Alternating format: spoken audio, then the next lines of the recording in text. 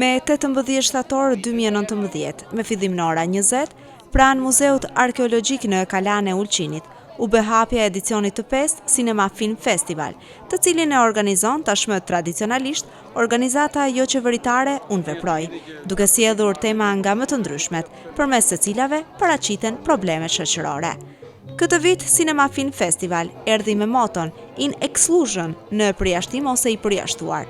Të pranishëm në këtë event ishin Ministri për të drejtat e njerëzit dhe të pakicave në Maltëzi, Mehmet Zenka, me bashkëpunëtorët e tij, kryetari i komunës së Ulqinit, Loron Drekić, dhe përfaqësues të institucioneve të tjera zyrtare, institucioneve artistike, përfaqësues të mediave, si dhe dashamirë të shumtë të filmit. Filmi I cili bëri hapjen e kësaj nate ishte Festivali u moderua nga aktori I pari I diplomuar në Maltëzi, Simon Shkreli, dhe drejtoresha e festivalit, Drita Lolla. Të nderuar zonja dhe zotëri, mirëmbrëma dhe mirë se keni ardhur në këtë natë mjaft veçantë për Ulqinin, dhe jo vetëm, në hapjen solemne të edicionit të 5 të festivalit ndërkombëtar të filmit Cinema.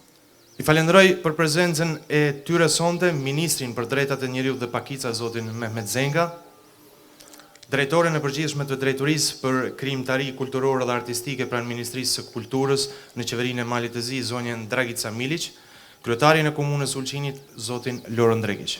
Edhe një falëndrim I veçantë shkon sonte për drejtorin e qendrës kinematografike, zotin Sehat Çekić, pranë institucionit që kanë mbështetur këtë festival, zyrën rajonale për bashkëpunim rinor që kanë mbështetur programin edukativ të festivalit, si dhe partnerë të shumë, delegacionin e Bashkimit Evropian në Maltëzi, Qendrën e Bashkimit Evropian për informim, projektin Qirke, komunën e Ulqinit dhe organizatën turistike në Ulqin, si dhe shumë të tjerë partner institucional dhe mediatik, biznese, qytetar dhe personalitete dhe bashkëpunëtor nga rajoni, një pjesë të cilëve janë sonte këtu me ne. Një falënderim shkon edhe për zotin Eduard Makri, kryetarin e Qendrës Kinematografike të Shqipërisë, që është sonte këtu me ne, jurin tonë të nderuar me në krye zotin Ilir Butka, artistët nga Mali I Zi, Shqipëria, Kosova, Serbia, Macedonia, Bosna, Hercegovina, pra I gjithë rajoni I Ballkanit Perëndimor.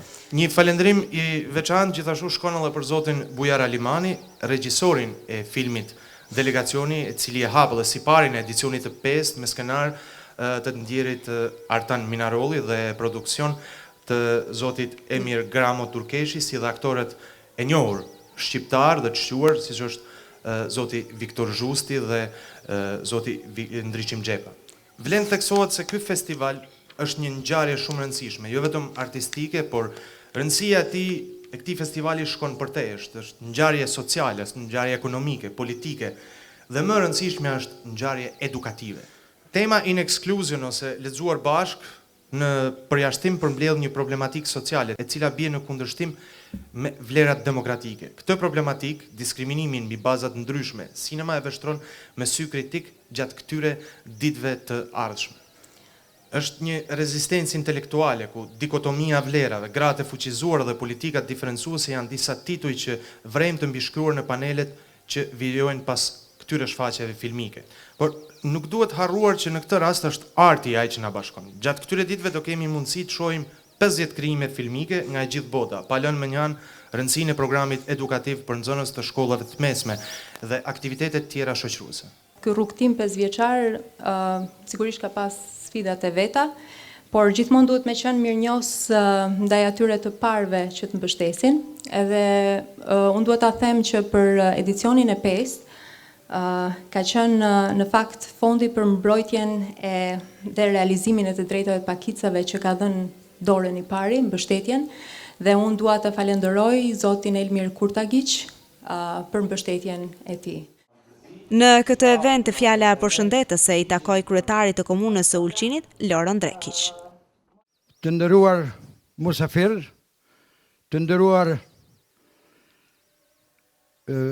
veprimtar të filmit, të nderuar regjiser, të nderuar të pranishëm, zonja dhe zotëri, kam derin të ju përshëndes në emën tëm dhe në emën të komunës së Ulqinit, dhe përshëndes gjithashtu edhe mbështetësen e këtij festivali, organizatën jo qeveritare Unë Veproj, ja diellojmë në krye me Drita Lollën, e cila ishte aktere e kësaj nate, sepse me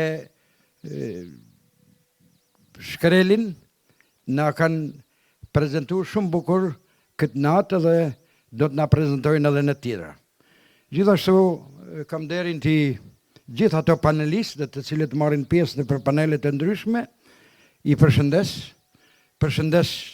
Kalalit që ishtë më rëndësishme sepse në këtë vend 2500 vjeçar kanë qëndru Kalalit edhe të cilët e majnë këtë kulturë dhe e trashëgojnë këtë kulturë, e dim që kultura është një gjë e cila i bashkon gjithë njerëzit, a këtu marrin pjesë prej krejt rajonit, dhe më thonë, këtu do të shfaqen 50 filma nga rajoni, dhe më thonë, nga gjithë bota.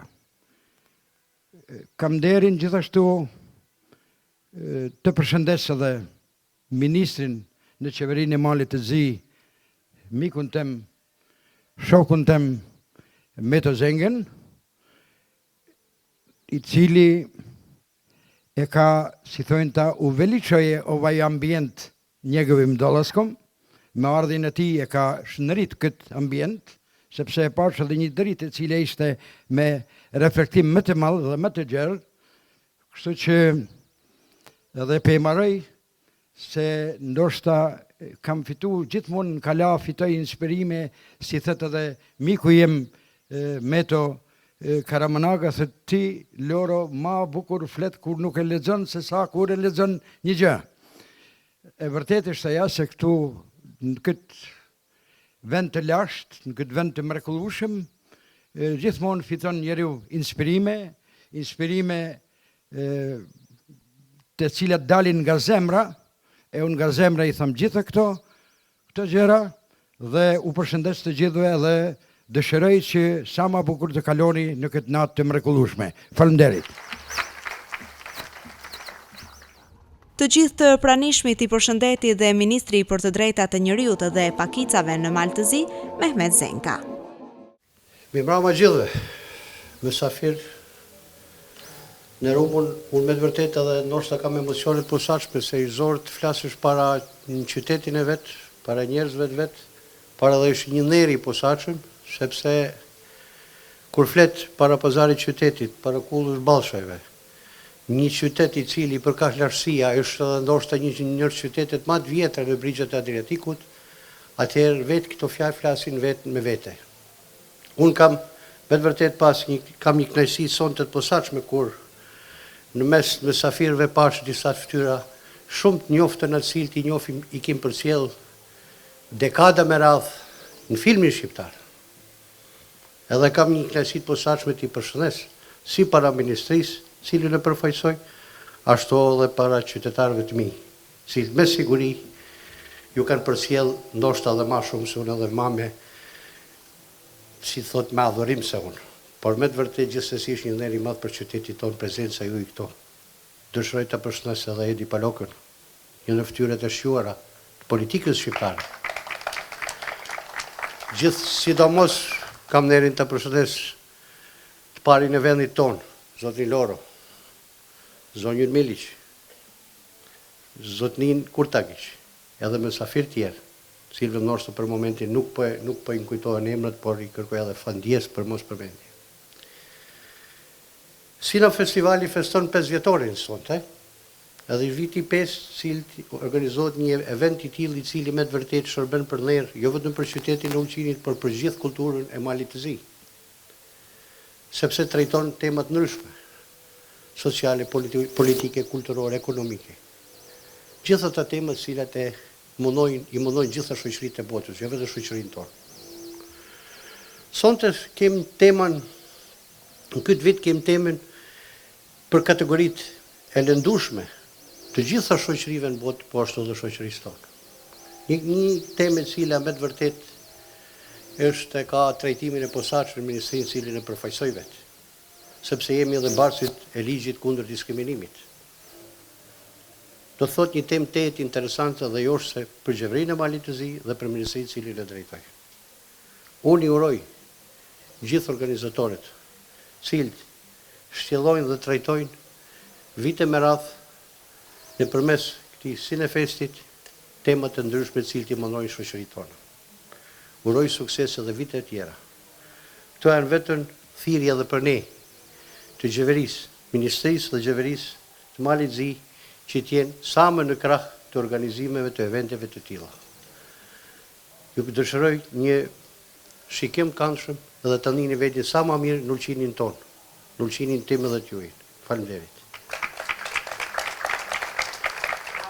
E pranishme në këtë event ishte dhe drejtoresha për krijimtari kulturore dhe artistike Dragica Milić, e cila falenderoi organizatorët për këtë festival me një vlerë të jashtëzakonshme, i cili sjell të mira jo vetëm qytetit të Ulqinit, por edhe krejt Malit të Zi. Zonja Milić ishte pikërisht ajo që edhe shpalli festivalin e hapur. Neve shfrytzuam rastin të intervistojmë aktorët të shquar shqiptar, Viktor Zhusti dhe Endriçim Xhepa, si dhe vetë regjisorin e filmit Delegacioni, Bujar Alimani, të cilët ishin të pranishëm në hapjen e festivalit. Arsyeja është pjesëmarrja në këtë festival të Ulqinit, që është i disati edicion. Unë është hera parë që vi me plot kënaqësi, por njëkohësisht nuk jam në pozitat e një frekuentuesi vizitor të festivalit, po jam brenda filmit Delegacioni me regjit të Bujar Alimanit, i cili është filmi që hap festivalin. Bashkë me kolegun Viktor Zhusi, që edhe është prezent në festival, dhe aktorin tjetër të Tiranës Xhevdet Ferri, besoj që të kalojmë këndshëm këtë ditë, të 5 ditë të këtij festivali me të vërtetë shumë të veçantë. Aq më tepër për vendin ku kryhet në këtë kala, që siç jam për herë të parë në Ulqin, për herë të parë edhe sapo hypa në këto bedenet e kësaj kalaje. Atëherë mund të na flisni diçka në lidhje me filmin i cili sonte edhe do shfaqet. Filmi trajton me pak fjalë që mos thum kuriozitetin e shikuesit, trajton momentet e në prak 90-s, kalimet nga komunizmi jonë që përjetuam deri në vitin 90, në kalimin në ato hapet e para të hyrjes në demokraci, ku një delegacion në Evropa vjen të negociojë me udhëheqësit e lartë të partisë për problemet që duhet negocion të siç ka ndodhur realisht në ato fund të muajt e vitit 90. E njëkohësisht kryetari i atij delegacioni ka pasur një mik të tij të ngushtë, me cilin ka studiuar në Çeki. Vjen njëkohësisht edhe kërkon që ta takojë këtë mik. Ndërkohë ky mik i tij, në ato kushte siç trajtoheshin ndonjëherë dhe jo rrallëherë intelektualet në ato vite në komunizmin ton atje, ishte i dënuar në burg me 16 vite burg. Atëherë shteti, për të mos me ranë sy që ky njeri është i dënuar, nis një ekip të vogël nga Ministria e Brendshme për ta marrë në burgjet ku është, rregullon, e pastron, e vesh më ndryshe, me tentativën e shpejtë për ta prunë shtëpi, që kur vi ky mik ta takojë, ta gjejë në shtëpi. Po rrugës ndodh një peripeci tjetër, e cila fatkesisht ka edhe një ngjarje tragjike me personazhin kryesor të filmit, i cili nuk përfundon asnjëherë në Tiranë.